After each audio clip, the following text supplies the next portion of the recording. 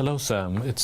I think we should discuss some things here because I heard that some students had asked questions about the course. Maybe we can clarify it. What kind of questions did they ask you? First of all, what they said was they were really interested in this course, but they wondered, what does ICT for cooperative communication mean? So why is this course? Well, it is a course for the international public, for the students from all countries in the world. And we are focused on the communication skills. You know, it's always, if you want to be a leader, you must be a good communicator. And if you want to be a leader on the international scene, it's very much more important. And then it's not only communication theories, but it also the multicultural aspects, how to talk with people from different cultures, from different backgrounds. Then you need to really take care about what you say, how you say it, and how the creation of relationship works.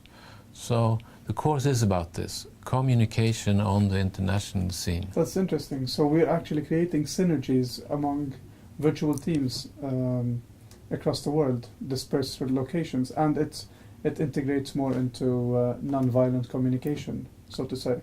Yes, non-violent communication is an essential part of it, because whenever you communicate with somebody who is different from you or has a different background, different religion, whatever, they have their whole belief system, their whole history that is different, so you don't share a context.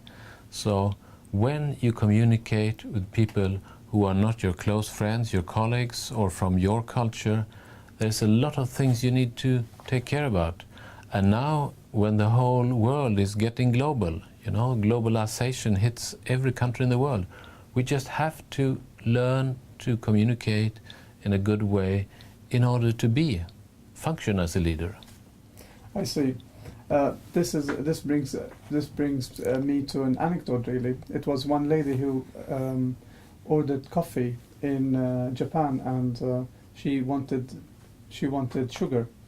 And what happened was the waiter said, "Sorry, we don't serve sugar because sugar is not good with coffee." But then she couldn't understand what he was saying, and he said that only tea is with sugar. So this created a very big hassle for her, because she didn't actually understand that the Japanese culture doesn't actually put sugar into coffee. And then they went into all sorts of arguments. There is a clip about this in the first exercise session. You can listen to it further. Sounds like a funny story. I think our whole course, we have a lot of clips, and right now we are making an introductory clip just to introduce you to the course, and also to show you, to try to answer questions that we would answer if somebody came knocking at the door. So now we are sitting in my room here in my office. So continue, Sam, please. Did they ask in more questions? Yes. So basically they were asking me, are there going to be physical presence, because this is an online course? So the answer is no, there won't be any physical presence. So everything will be online on the course web. The lectures, as you can see here, we are debating, but now we're introducing. Later on in the lectures we will be debating about the communication theories and how to actually use those theories. So the lectures will be a set of clips like we're doing now. Explanations about exercises also will be sort of those clips. So that's basically it. But then, Harold, what about the exercises? Well, many students have asked me questions about that, and they are sometimes puzzled with it. So the questions I get is that, why do we have so many exercises? So I say, well, it's by exercise you learn. And then they say, well, we can learn by studying. But then I usually claim that you cannot learn everything by studying, because the type of skills they learn in this course are based on combining all kinds of talents. They have to think, speak, act, think strategically, relate things to theories, everything at the same time. And these things are difficult to know by theory. You have to do it.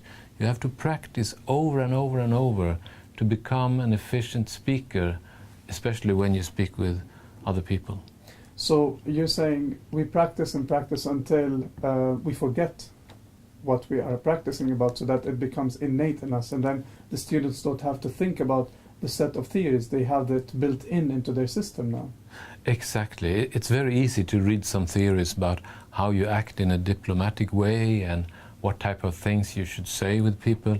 But then when you hear them speak, you see they make a lot of faulty things. They don't behave the right way. So this course is all about how you behave, how you speak, how you talk, how you relate to people. And that's entirely different from memorizing theories about it.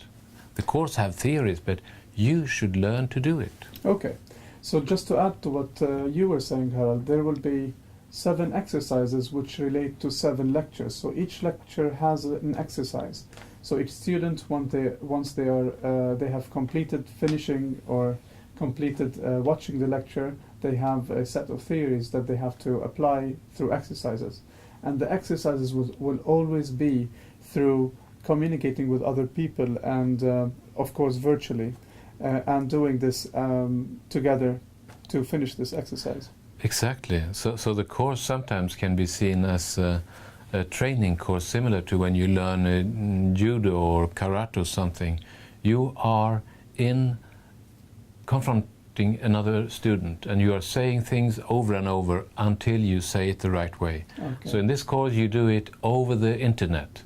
So you are, for instance, sitting with seeing the other student via Skype, and you are talking and you're discussing and you are giving each other feedback.